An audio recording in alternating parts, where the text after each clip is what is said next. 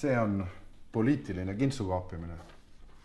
Kahetsusväärselt paljud vabaühendused peavad oma tegevuse toetuseks käima lunimas raha poliitikutelt. Vabaerakonnale see jama ei meeldi.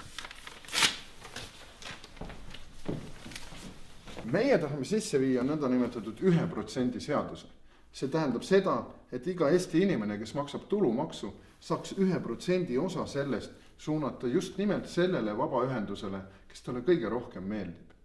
Nii saavad kõik osaleda Eesti eelarve tegemisel ja selle kaudu oma kogukondade toetamisel.